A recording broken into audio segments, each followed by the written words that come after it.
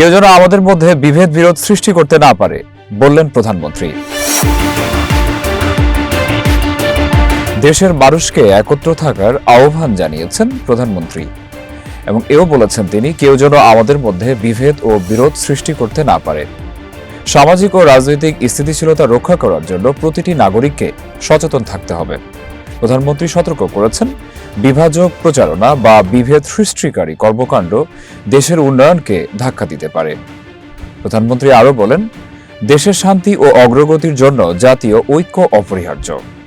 সবাইকে শত্রুপ্রবণ তথ্য বা ভুল খবরের প্রতি সতর্ক থাকার নির্দেশ দিয়েছেন। তিনি আশ্বস্ত করেছেন যে সরকার সংহতি বজায় রেখে সকল ধরনের চ্যালেঞ্জ মোকাবেলা করতে সক্ষম। প্রধানমন্ত্রী জনগণকে একত্রিত হয়ে দেশের সমৃদ্ধি নিশ্চিত করার আহ্বান জানিয়েছেন।